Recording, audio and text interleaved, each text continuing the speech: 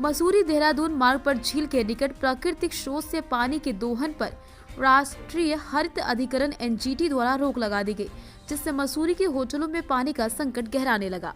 इसी को लेकर आज नगर पालिका परिषद सभागार में उप जिलाधिकारी द्वारा बैठक का आयोजन किया गया और वहां मौजूद होटल व्यवसायियों को आदेश से अवगत कराया गया। साथ ही बताया गया, मसूरी झील से टैंकरों द्वारा पानी की सप्लाई पूरी तरीके से प्रतिबंधित कर दी गई। सभी होटल व्यवसायी अपने स्तर से पानी की आपूर्ति सुनिश्चित करें।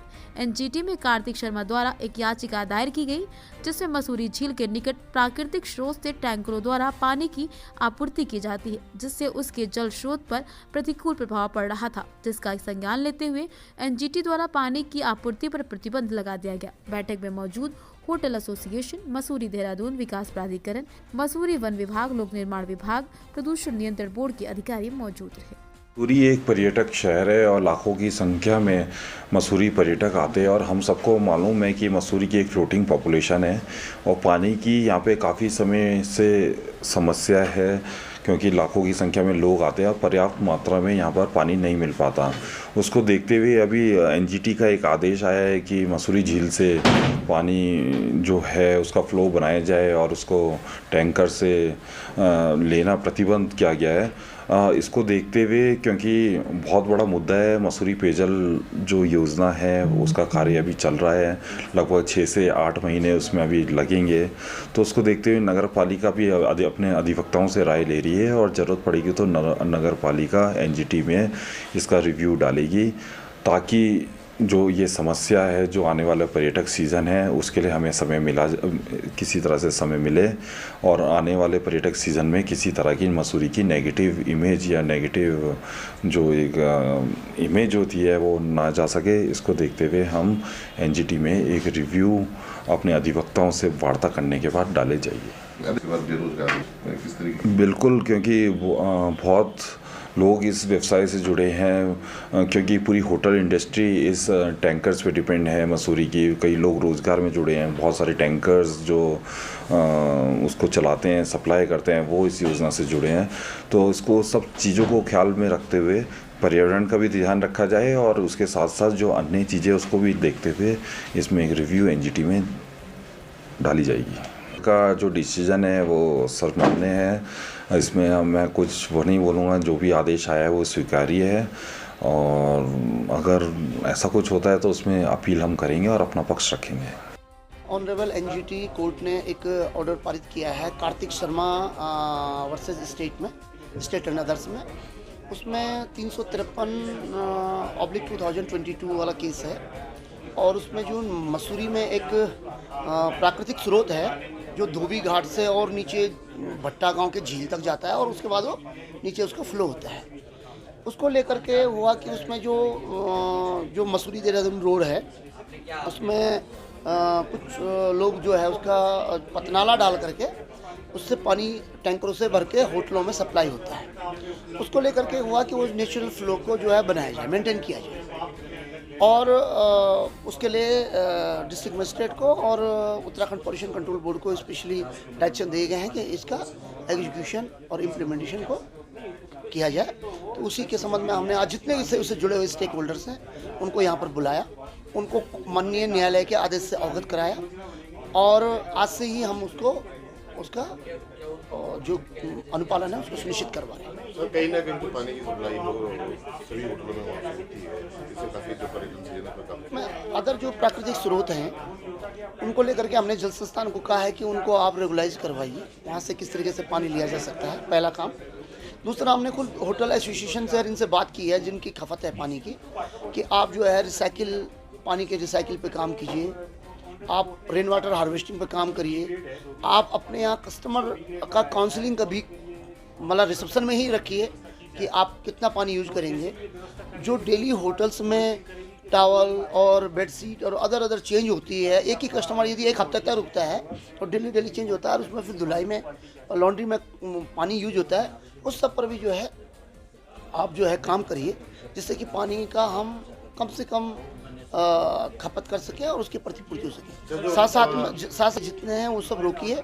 जो कोठियाँ, जो होटल या जो परिसंपत्तियाँ बंद पड़ी हुई हैं और उनमें पानी कहीं से लीक हो रहा है या पानी इस तरीके से गिर रहा है, वो सब उन पर कार्रवाई कीजिए ताकि पानी की बचत हो सके। तो हम जो जहाँ से पानी पतनाला निकाला हुआ है उसको डैमेज कर रहे हैं और डैमेज करके वहाँ पर प्रॉपर तरीके से उसको बंद कर रहे हैं।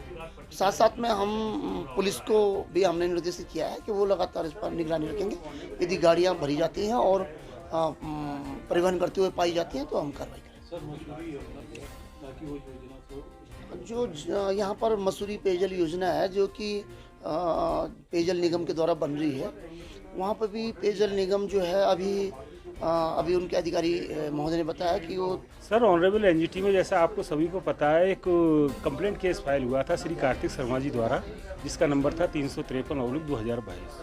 तो उसमें ये कहा गया था कि धोबी घाट से अनकंट्रोल्ड वाटर को दोहन किया जा रहा है, जिससे नीचे रिवर और उसकी जो लेक है वो इफेक्टेड हो रहा है, वहाँ का एनवायरनमेंट इफेक्टेड हो रहा है। इस पर एनजीटी ने संज्ञान लेते हुए एक कमेटी बनाई कि आप उसका वहाँ के फैक्चुअल पोजीशन को ऑनरेबल कोर्ट को अवगत कराएं कि वहाँ स्थिति क्या है। कोर्ट ने तो वो कमेटी आई थी, कमेटी ने यहाँ पर स्टडी करके रिपोर्ट दी थी। उस रिपोर्ट पे एक डिसीजन आया है कि एक तो वहाँ से जो प्राइवेट टैंकरों द्वारा जो पानी भरा जा रहा है उसको तुरंत प्रवाह से रोका जाए। अनकंट्रोल्ड दोहन किसी रिसोर्सेज का नहीं होना चाहिए। रिसोर्स किसी की पर्सनल संपत्ति नहीं है, वो एक सबकी सार्वजनिक संपत्ति होती है। तो एक तो उसको रोका जाए। दूसरा जो वाटर क्वालिटी वहाँ की धोबी घाट के कारण डिग्रेड हो गई है उसको इम्प्रूव कर लिया जाए और उसके लिए जल संस्थान को भी डायरेक्शन है कि वो वहाँ पर अपना सीवर सिस्टम से उनको कनेक्टेड करें उन घरों को, जिससे वो पानी की क्वालिटी ख़राब ना हो। हाँ जी, और बताएं। यूज़ ना किया जाए अनरेगुलेटेड। तो रेगुलेटेड का मतलब है कि वहाँ पर जो संबंधित डिपार्टमेंट उसका स्टडी करें कि कितना पानी वहाँ पे अवेलेबल है, जिससे नेचर को इफेक्ट किए बिना उसमें से कितना लिया जा सकता है और उसका करें। टैंकरों के द्वारा रेगुलेटेड ना करें तो उसके लिए फिर हमारे जो बोर्ड मुख्यालय है उसके द्वारा जल संस्थान को लेटर दिया गया था कि भाई आप किस कॉमर्शियल इस्टेब्लिशमेंट को कितना पानी दे रहे हैं उसकी सूची हमें उपलब्ध कराएं, जिससे एक पॉलिसी डिसाइड की जा सके कि इन पर आगे क्या करना है इसको इम्प्लीमेंट करने के लिए। तो जैसे वो सूची मिल जाएगी तो हमारा जो बोर्ड पर क्या पॉलिसी बनती है उसके हिसाब से इसका इम्प्लीमेंट किया जाएगा।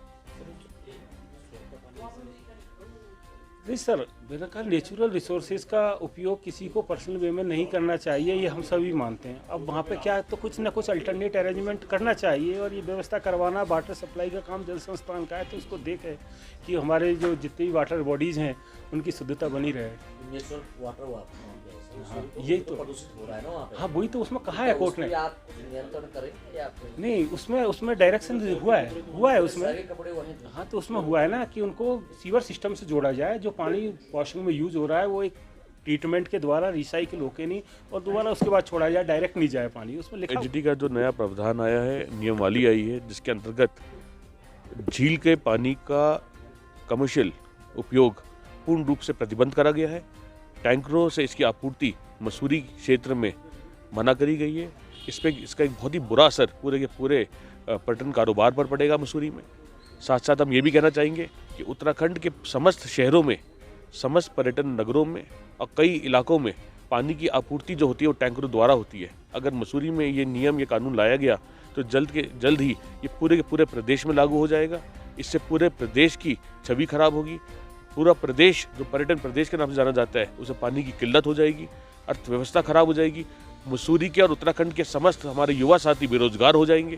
तो इसमें हमें कड़ी से कड़ी कदम उठाते हुए हम तो पहले तो इस पूरे के पूरे नियम की, इस आदेश की निंदा करते हैं और साथ में हम उत्तराखंड सरकार से भी निवेदन करते हैं कि जल्द से जल्द इसमें कोई ऐसा ठोस कदम उठाए कि पानी की आपूर्ति पूरी रहे। होटलों में जो पानी की संख्या, पानी की जो पूर्ति नहीं हो पाती है, इसकी कहीं ना कहीं खमियाजा, इसकी कहीं ना कहीं गलती हमारे जो उत्तराखंड जल संस्थान है उसकी भी है। उनको भी इस बात में दोषी साबित करते हुए उनसे द्वारा कोई योजना बनाई जाए। मसूरी में यमुना पेयजल योजना तो चल रही है, इसका जल्द से जल्द निस्तारण हो, जल्द से जल्द ये योजना लागू हो।